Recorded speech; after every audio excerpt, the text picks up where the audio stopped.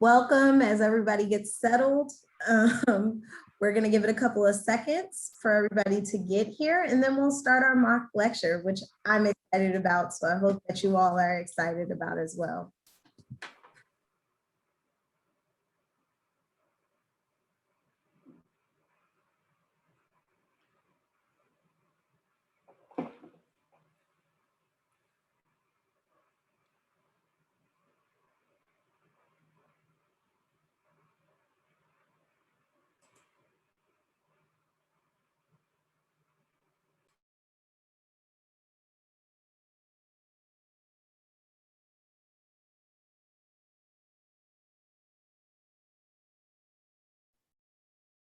Also, feel free to drop any questions that you might have about the session in the Q&A function down at the bottom. If you have any questions as they pop up, or if you want to use the chat, feel free.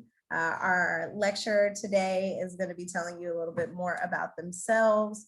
And jumping into the presentation, I see that we got about 17 people in here right now. So keep on coming in and we'll get started shortly.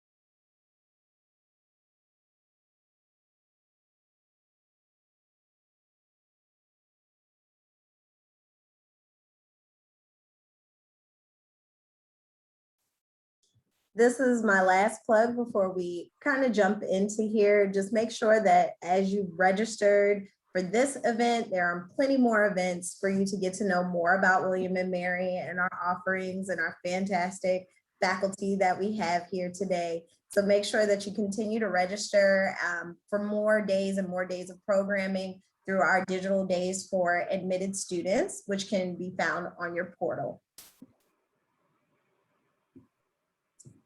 And now we'll get started.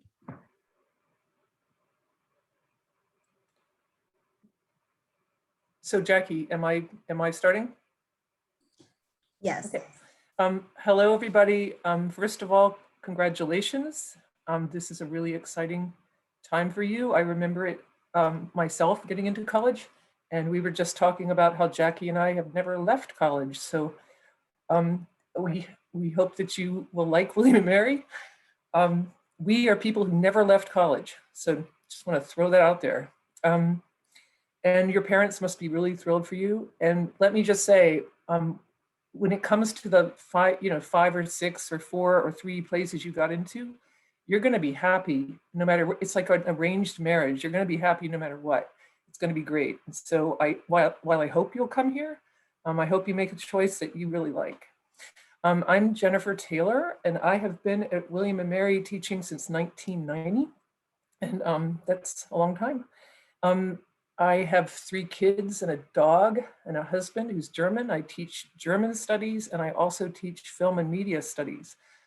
And film and media studies, it's film, which I'm going to be talking about today, but it's also media, which means books or anything I want. And so I get to teach lots of really cool stuff. So I get to teach classes on horror films and a class on Darwin, the cultural implications. Don't worry, I'm not teaching science. And so I am really enjoying my life here. And I'm giving you this lecture on Zoom, as you know, and I cannot see you. So I have never given a lecture where I can see Jackie, which is helpful. It's nice to see a face. I thought about pasting little pictures of faces all over my screen, but then they just get in the way. I want to start with a picture of 2 Draculas, and I don't know whether you guys know both of them, and I'm going to share the screen, so hang on a second.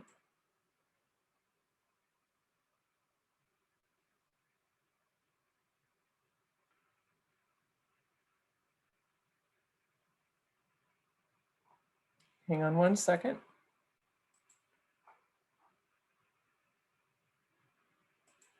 I'm going to have to get into my screen. I'm sorry, I'm having difficulties here.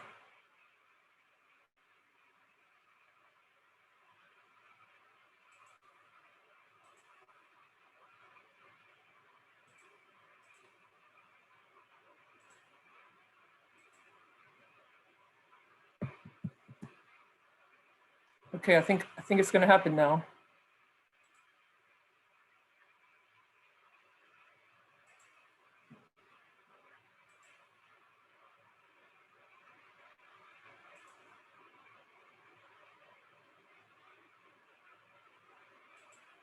Okay, so the first picture is a Dracula that you might know. And this is the cool and debonair Dracula from the 30s. And I grew up with this one. It's Bela Lugosi. And believe it or not, he was considered very sexy and very pretty. And he's debonair, like I said, he's well dressed and he's somebody that the ladies love. But the Dracula that I'm going to be talking about is named Nosferatu in the German 1922 film, which, by the way, stole the Bram Stoker story, and there was a big lawsuit. So there's lots of great gossip that's involved in this.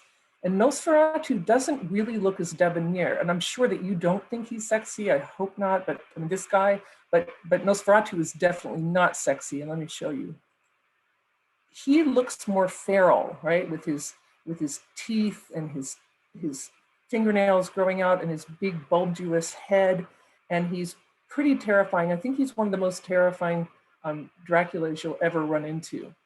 But this is the one I'm going to be talking about, and again, it's based very, very much on the Dracula story, which I'm hoping you'll know. And Dracula is, of course, a blood-sucking creature. So I have a few things I want to tell you about horror films before I get started on the film analysis. And I'm hoping that this mock lecture will be sort of a model to show you, to model to you a little bit what a film studies classroom would look like. Some things aren't going to be like in the classroom because we're in Zoom and we're not on the Earth, we're in little rocket ships. But some things will be, and I'm just going to sometimes talk you through what I would do in the classroom so that you would know. And it's going to be a little faster than the classroom. So there are two main ways to read horror films that are interesting to me.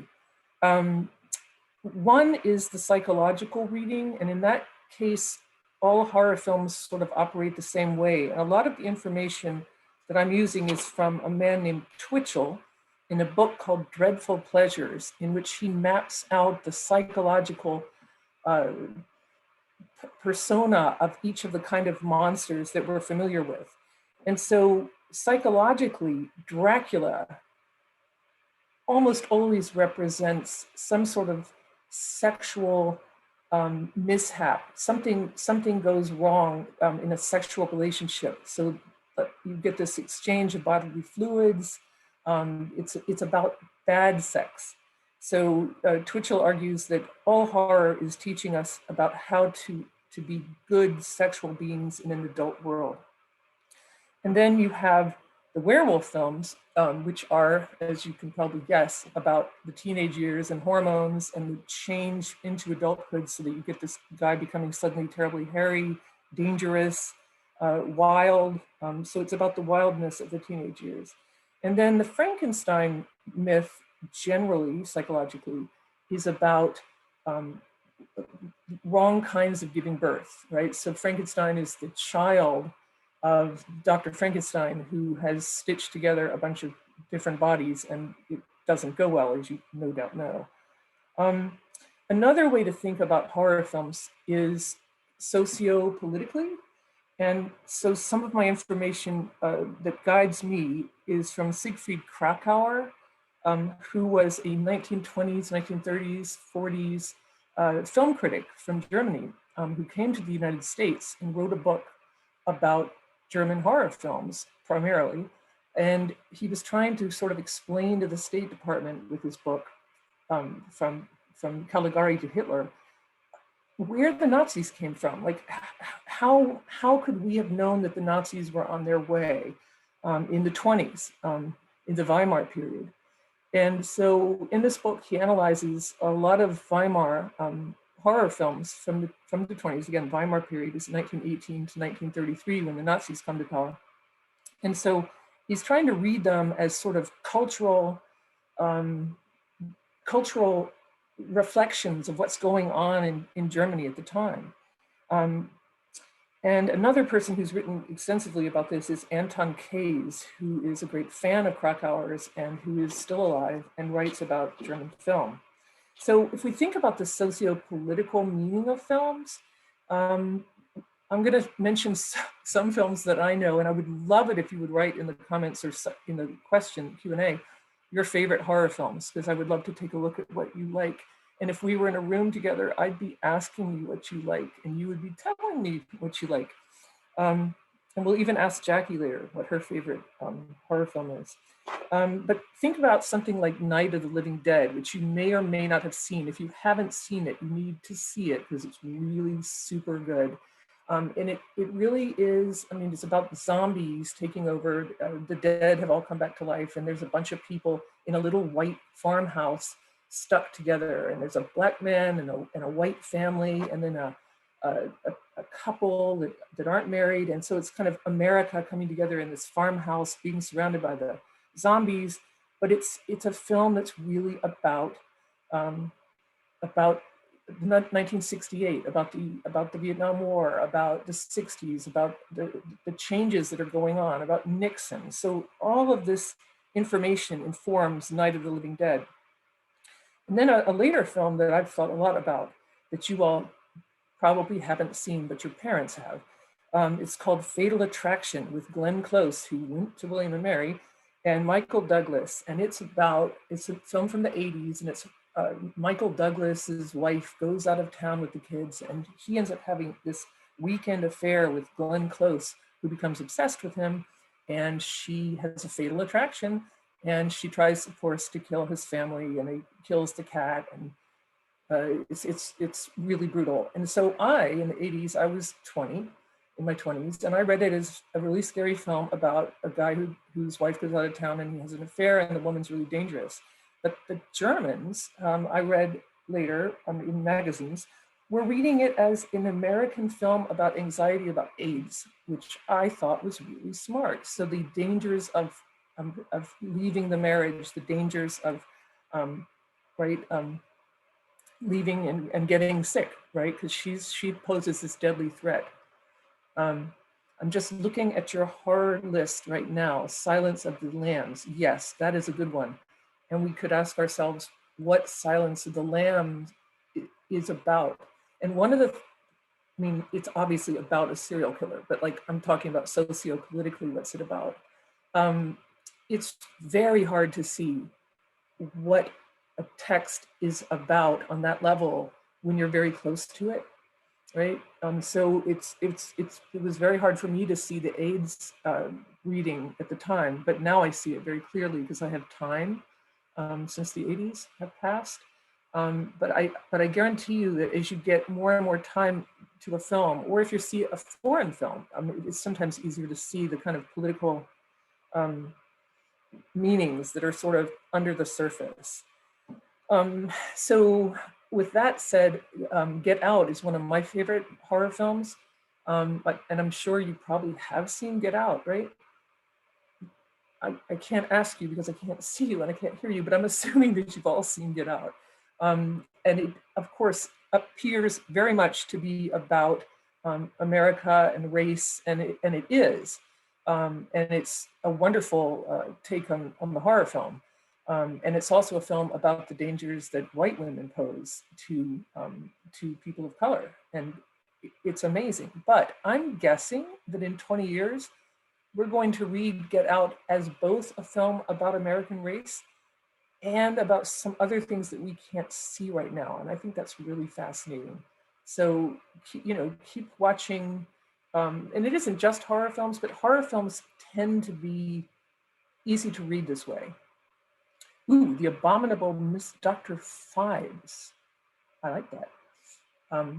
Silence of the Lamb, Bird Box. I'm going to write these down, or I'm going to copy the chat, or I'm going to ask Jackie to copy the chat so that I can have more horror films to watch. Yes. And finally, in addition to the horror films being psychological and socio-political, I want to talk a little bit about their structure. And you know what their structure is already because you've watched them, or you're terrified of them, but you still know because you grew up in a culture with films. So the arc of the horror film is, it's a beautiful day. The family has moved to the country. They've bought a new house. They're so excited. It's a new start, right? This is always how it starts.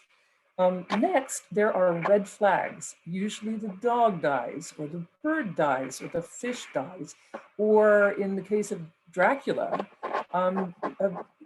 Jonathan Harker wakes up and he's got 2 bite marks on his neck, but he's not going to notice, but we notice, right? So the red flags are kind of for us because, as I'm going to point out later, everyone's in deep denial, which is part of horror. You have to have denial to have horror. And then another thing that has to be there in horror is, and in many other genres, is that the hero, the protagonist, needs to be doubled by the bad guy. So if you look at me and Jackie, if I'm the bad guy, I will often be in a graphic match, which you're seeing right now, because Jackie's head and my head are in the same space in the frame. And so if I'm evil and she's good, we would often have a line between us, almost like mirror images. And what that allows you to do in a horror film is, as the audience member sitting in the dark theater, remember theaters, eating popcorn, enjoying yourself, you can identify with the good Jackie and be on her side, but you can also be told by the doubling that Jackie is also a double of the bad guy. Jackie is also evil. So evil and good are always in twos in horror films. So Jonathan Harker in Dracula is his double. And that I'm going to show you how that works in the film when I open up the film a little bit. So we have the beautiful day, the beginning, the red flag, and then the doubling, and then the denial. So much denial in horror films, right? People have to be in denial in order for horror to happen, because otherwise they'd run away and the film would be over. And I have students who actually, in their journals, when they're supposed to be taking notes during a horror film, right? And there's one called, it's called The Orphanage, which is really terrifying. And then there's one where a family moves to a new house in the country. And I can't remember what it's called right now because I'm blanking. But in their journal responses, they'll write things like, don't go in the basement, don't go. And of course they go in the basement because that's what you do in a horror film because you're in denial. And finally, there's 2 more parts. There's a moment of recognition where the main character has to come face to face with the monster and sees the monster. But of course, in that moment, they're also seeing the monster in themselves, but they don't know that. But they have to come face to face. And then you have the pseudo happy end of a horror film. And I'm sure that you guys are familiar with those pseudo happy ends where it ends and everyone's glad, but you know the monster is going to come back because there has to be part 2 and part 3 and part 4, and they have to make money, but also you can't get rid of the monster. The monster is always going to be there. Thank goodness. So that's the structure. So those are the 3 things I wanted to talk about before I get to the film, which is, okay, so the psychological meaning of horror, the socio-political meaning, and then the structure of it. I'm going to talk today about this 1922 film by F.W. Murnau, who was a German in the 1920s, right? I think 1922, making horror films in the Weimar period, which is, again, the little democracy that happens, the first democracy that ever happens in Germany between World War I and when the Nazis come to power in 1933. And I use the word come to power, the phrase, because they were actually elected, even though they did a lot of dirty tricks, but there was a real election. And so it wasn't that they took over, but they were elected, how Hitler was elected. So usually in a class, I would ask you guys to have read before. And if I were in a room with you right now, I would be asking you what you know about the Weimar Republic. And I'm assuming many of you do know things about the Weimar Republic. But to set the context, I'm just going to share the screen for a second with a little bit of information about, nope, that's not the one, sorry. I need like a full-time assistant who's in the room with me, Jackie, not, because you're not. I agree, we all need assistance. Okay, I'm just hoping that I'm sharing the right thing. And I'm not again. I'm so sorry, people. I'm trying to find my stuff about the Weimar period. I have now found it.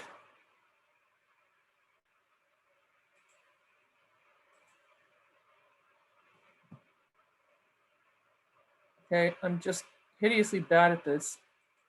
I hope that your high school teachers are as bad at this as I am. Are they? Feel free to drop comments in the chat. Okay, I am now sharing. Okay, so here's our Nosferatu again, and now I'm going to the Weimar Republic at last. So just so you know, and this is going to be important when I'm opening up the scenes for you in the actual film. So Weimar society, there was an enormous crisis because they lost their imperial German Kaiser. So the Kaiser had to step away, had to leave. And so Germany was left without a leader. Imagine going from having a king to saying in like 2 weeks, oh, we're a democracy all of a sudden.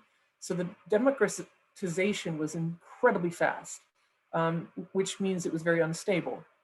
And women got the vote. So women who were already sort of problematic in German society, in any society really, suddenly have this power and are, portrayed perhaps as a little bit threatening at times.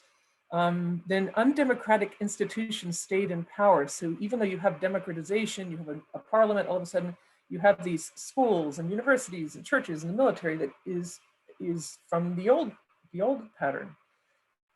Lots of anxiety about modernity and urbanization and technology. And if you think about how modern World War I was, and they had just lost World War I. They didn't start World War I, they did start World War II, but that's a different issue. So lots of anxiety about modernity, and you see that reflected in film to some degree. And then what's especially interesting for Nosferatu, there was always anti-Semitism in Germany and all over Europe, of course, but the anti-Semitism was especially strong after World War I, but as a sort of reaction to a lot of the Eastern European Jews who were fleeing Russia after the Russian Revolution. And so one of the ways I want you to think about the monster Nosferatu is to think of him as a perhaps unconscious anti-Semitic image of the Jew, because the way his physiognomy looks, if you look at anti-Semitic imagery from the 19th century and from even earlier, the portrayals of Jewish people as sort of monsters or parasites or rat-like, it's definitely there. And so part of the anxiety that lies at the heart of Nosferatu is perhaps a conscious anti-Semitism, but I don't know if it's a totally anti-Semitic film, but it's certainly a film in which anti-Semitism informs some of the story. And then there was just poverty. And another thing that I would bring up about the Weimar society is that men were to a large degree, sort of left without much of a strong identity. I mean, losing a war and then losing the Kaiser, not all men, obviously, but there was definitely a crisis about masculinity, I think you could say. And I think that that also um, informs how this film means. Yanni Cheng, high school can be the worst. Yes, yes, it can. I know, but college is super fun, especially for you guys, because I'm just breaking up the lecture right now, but you're going to come and you're going to actually be in classrooms, because for a year now, we've all been doing this. So I'm so looking forward to being in a room with humans. I cannot tell you how much. So I'm now going to try to show you a few clips.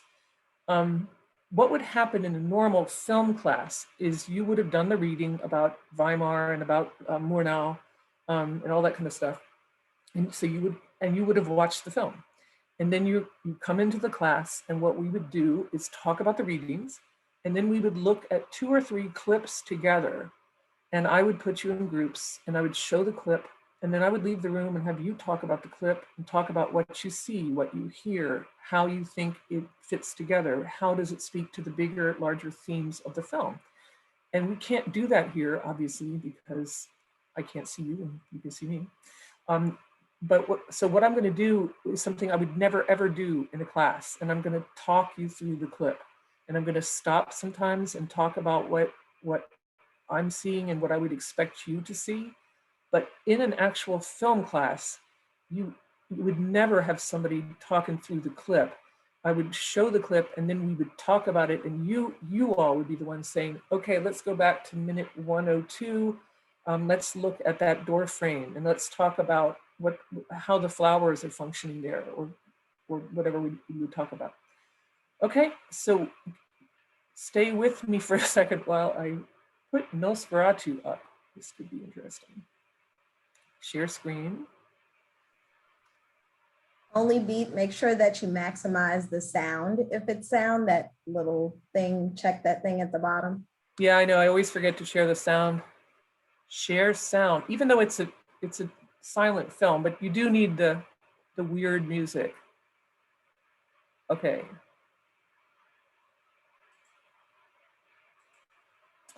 And this is streaming from a site at William & Mary through the library that streams films for us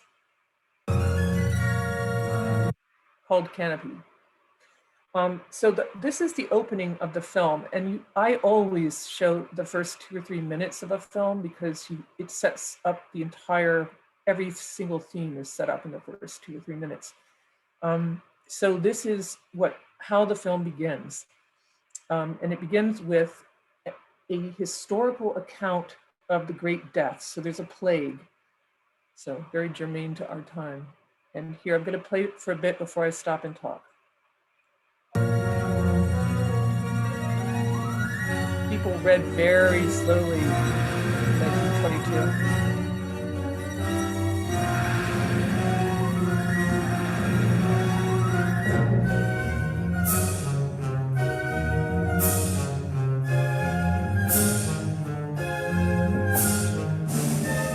So we went from a kind of historical big picture to more of a, does this not make you afraid? It's talking to an individual perhaps haunting your dreams. And Nosferatu is associated then with the Great Death. So he comes from the east to Germany, to Bremen. And then the text changes to an I. So we've moved from a sort of big historical picture to more of a diary. I have reflected at length the Great Death. Once in Duisburg lived a man named Hutter and his young wife, Ellen. These are the names for Jonathan Harker and his wife.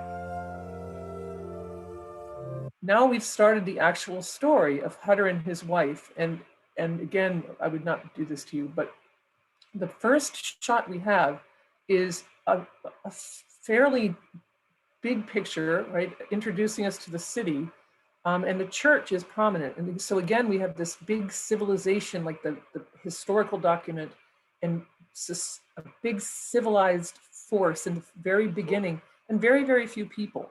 So we're really seeing buildings and civilization and the church, and then we are going to have the plague come to this space. Then there's a fade, and we have Jonathan. This is Hutter, Jonathan Harker, the character who goes to visit Nosferatu and is bitten by him.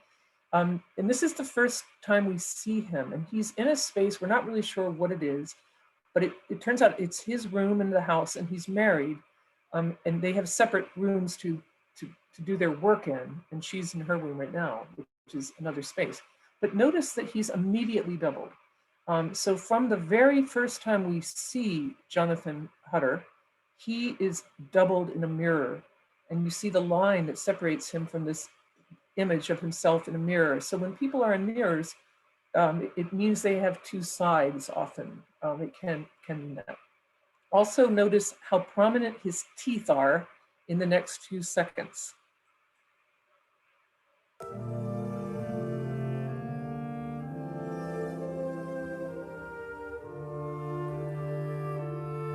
And then notice his space. His space is this masculine space. This is his study with one picture on the wall and no decorations to speak of. And we're going to see her space is very different. And here we've cut to her space, and you notice that this is his wife. She is in this liminal space between the civilized inside and the uncivilized natural space of the garden. And so from the very beginning, since we first read the diary and the historical text, we've been asked to compare what is civilization compared to nature.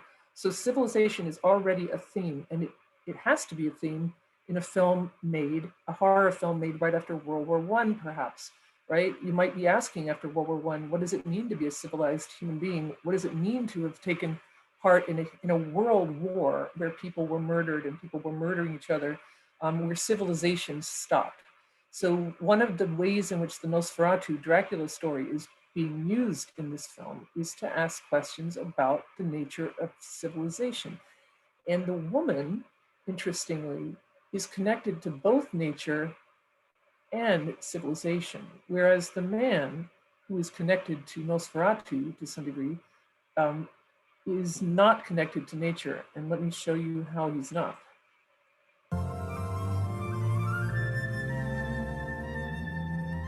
She's playing with the kitty, and even in her civilized space, she has pictures of nature, right? So she's containing nature inside the house, while the real nature is right outside of her window. He, meanwhile, goes out to the garden and gets flowers for her. And in this way, he is also aligned with Nosferatu, who kills. He's a killer. Here he comes, and look at his teeth. I can't tell you enough. And he's going to lunge across the camera. It's actually one of the most terrifying moments in the film. So he's going to lunge across the camera at her with his flowers.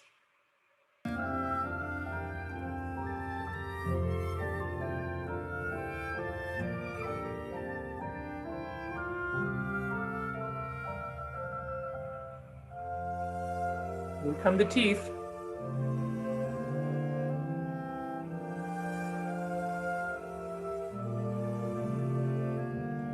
And you can't see it very well, but behind them in the other room, there is a bed that is not made up. And this is an important thing to read, that the two of them seem to be in separate spaces, even though, of course, it's their work rooms.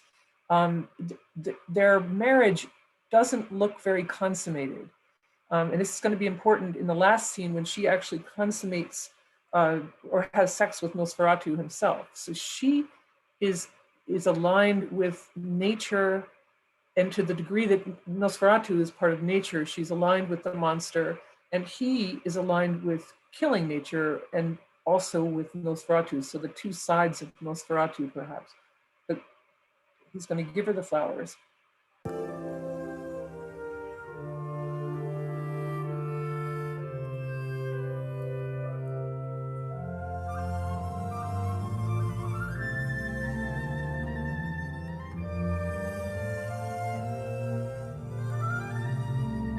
So she says, why did you have to kill the beautiful flowers? So in the first like 3 or 4 minutes, we already have this question set up about civilization with the church and the historical document. But then we also have the sort of private lives of people.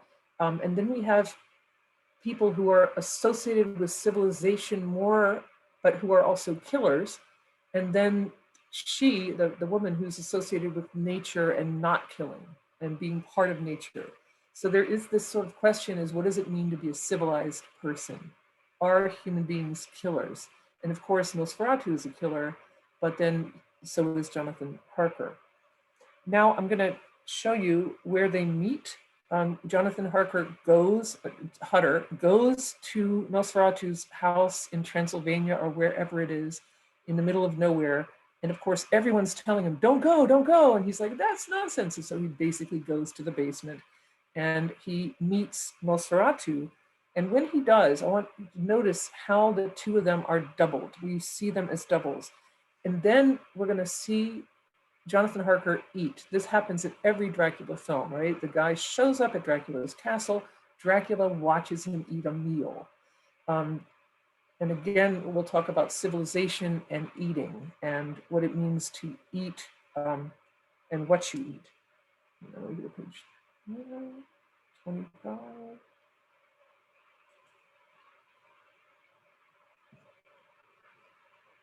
Okay, so he has arrived at the castle and the two of them are standing under arches, and the arch in the Weimar period represented denial. And you notice it's not just one arch, it's like 3 arches or even 4 if you count this one. So the two of them are meeting and you can see that they are already doubled, but as the scene progresses, they're going to be more and more doubled.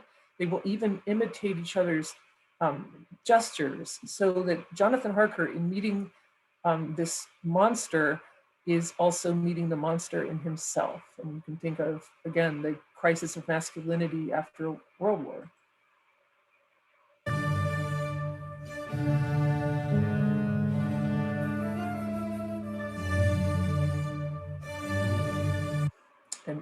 And so they are doubled here with this line between them.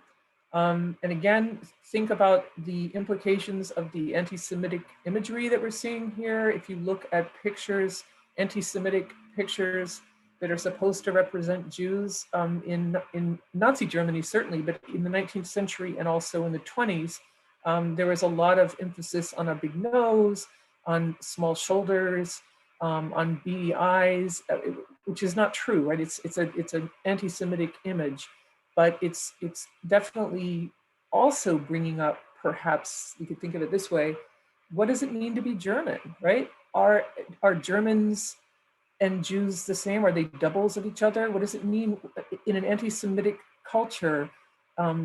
What does it mean to be showing this doubling? Because you're showing that it's 2 sides of one thing. Or a projected anxiety, you could think of it that way, the projected anxiety of the German man who projects onto the Jewish man this anti-Semitic image.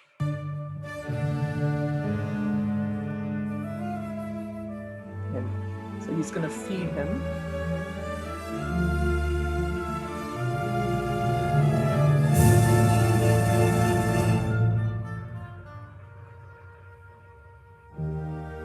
They're going to enter into this dark tunnel together to go into the castle.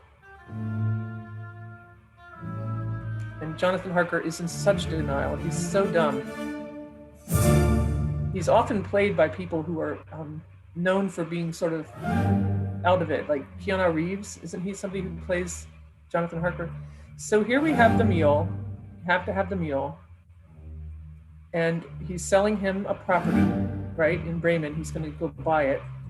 So why does Jonathan Harker always have to eat in the traditional Dracula story? There's always a meal. And part of what's happening here is we see the trappings of civilization, right? When we eat, we are putting food into our meat hole, right? It's kind of gross. When Nosferatu eats, he just slurps down blood from somebody's throat, right? He's an animal about it. He just sucks the blood out of the creature that he's trying to get food from. But when human beings eat, we put out plates and knives and forks and glasses, and we make it look civilized in order to have a nice meal. But so we're being asked here to think a little bit about the way in which we disguise our animal selves, our animalistic selves, with the trappings of civilization. So it's really important, this scene, to showcase how civilization is basically hiding, and hiding it from ourselves as well. He's going to cut his thumb, and I'm assuming they used a stunt double for this. Here too, you can see the kind of feral qualities of Nosferatu.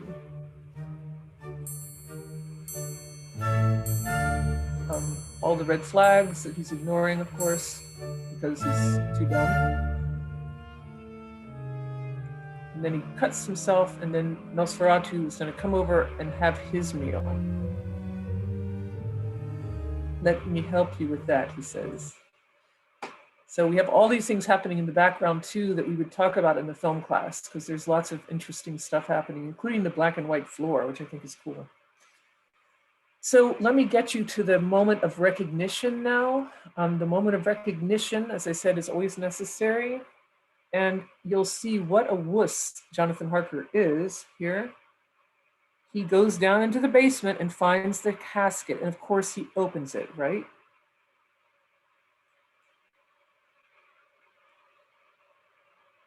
So here he has found the casket in the basement. This happens in every horror film, right? And he's going to be doubled, and I'll stop when the doubling happens, even though I'm sure you can see it. He also moves like Nosferatu.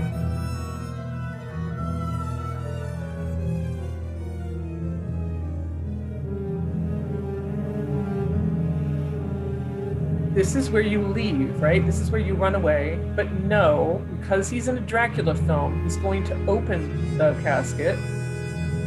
And there we have these moments of doubling. You can see the line between the two of them. Their hands are similar. And then, of course, he crumples in the moment of recognition. He, of course, does not recognize himself as a double, but we do.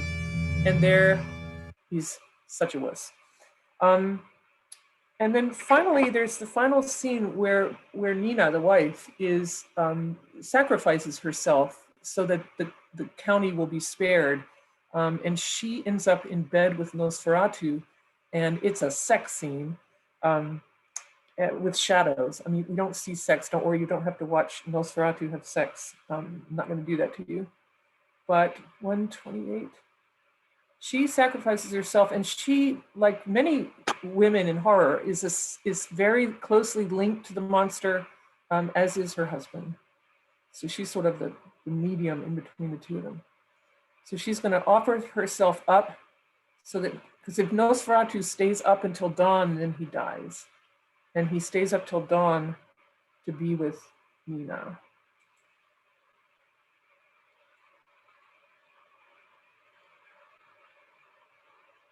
Here, she's telling her husband to go out for cigarettes, essentially. She's sick, and she tells him to go out.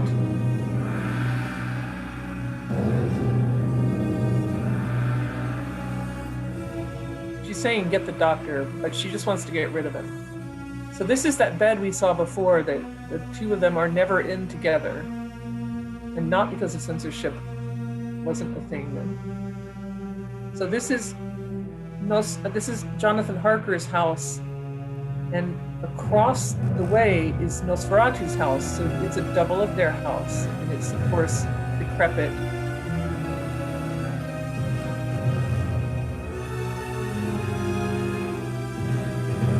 She's going to invite Nosferatu in. He lives there, that house, which is kind of cool house. Here he comes up the stairs, and again, he's only a shadow. And I'm not going to get into the expressionism of the film, but this film is known for its expressionism, expressionistic art, and that ends up coming to America in film noir from all the German filmmakers who come over, and French filmmakers. I'm going to get into the bed.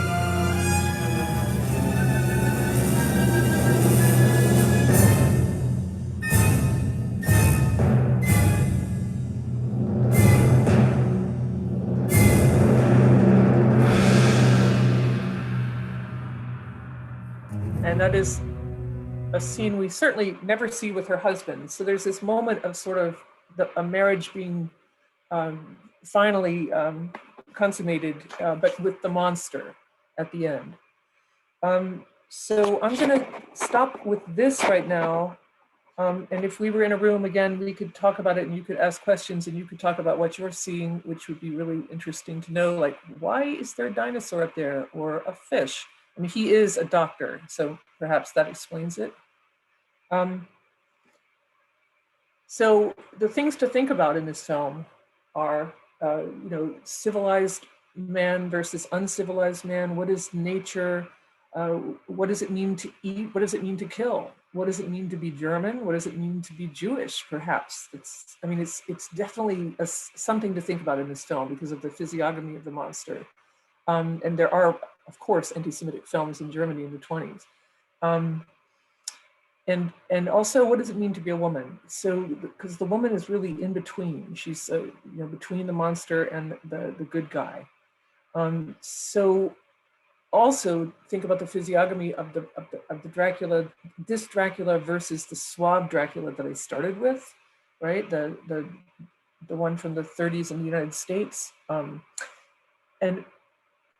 at the end, what I'd like to do is show you what Mel Brooks did with this, because Mel Brooks is hilarious. He's still alive, which I think is amazing. And he, of course, studied film. He's a filmmaker, and he's read everything about Weimar and knows all the Weimar films. And so when he makes a film like Blazing Saddles, or there's one about Dracula too, he's hilarious, and he's quoting a lot. And there's a film that I want to share with you at the very end called Dead and Loving It. And I don't know if any of you have ever seen Dead and Loving It, but I'm going to show you the scene where the Jonathan Harker kind of character, it's not him, but it's Jonathan Harker kind of character, comes to Dracula's castle the first time. And he's played by a man who's an American actor, but he has a British accent, because when Americans want to signal that somebody is in denial, we give them an English accent, right? So he's like, oh, and he meets Dracula, who is such a mixture of the suave Dracula that I showed you in the very beginning and the shadowy Weimar Dracula. And it's just a funny scene where they meet. And then I will be done and we'll take questions if you want. Let me share the screen again. Oh no. Okay. That's Nosferatu. Hang on one second. I'm going to get rid of this. Dead and Loving It.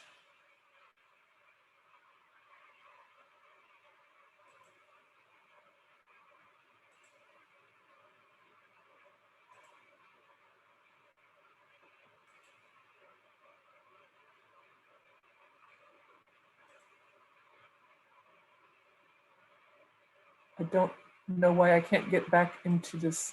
Oh, I see. Share screen. There it is. No, that's Nosferatu.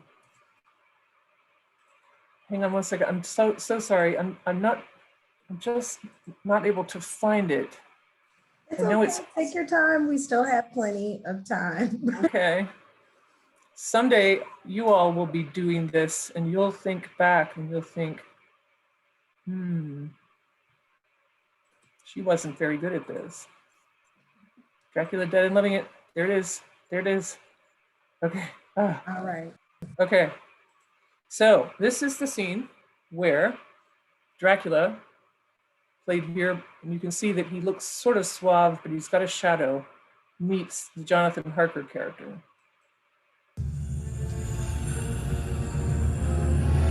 Hey, shut up. What?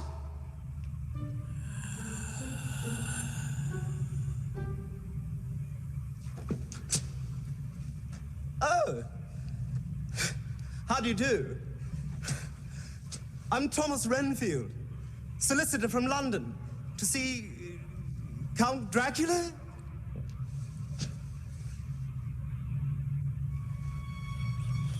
Oh my. Oh dear. Oh no. Oh! Ah! Oh.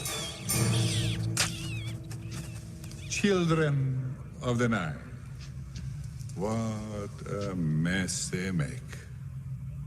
I am Count.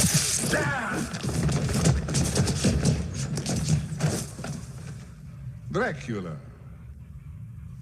Are you hurt? I am perfectly fine. It would take much more than that to hurt me. Come.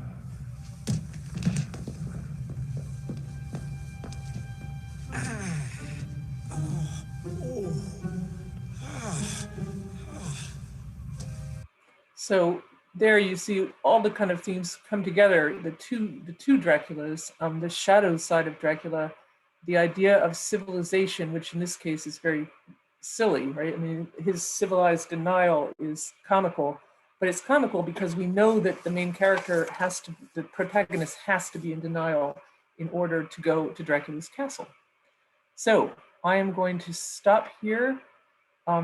And thank you for coming. And I hope that you're enjoying the spring weather and all that. Thank you, Jennifer. Thank you, everyone, for coming. Thank you. If anybody has any questions about the lecture, which was really interesting, I love a good Mel Brooks movie. I love a good mockumentary, or like a spoof movie. So Dead and Loving It is one of my favorites. But if there are no questions, that was Just watch Night of the Living Dead before you turn 30. And if you haven't seen Get Out, you need to see Get Out. And yeah. And All right. I crafted a little list that I will drop in the chat to you all. I see thank yous Thank you. of movies to check out. But thank you, everyone, for attending. Hopefully you all have a great evening, and hopefully you found out more about William and Mary that might seem interesting and make this the best fit for you. And let's hope the pandemic is over. Right. Yes. Very Any questions soon.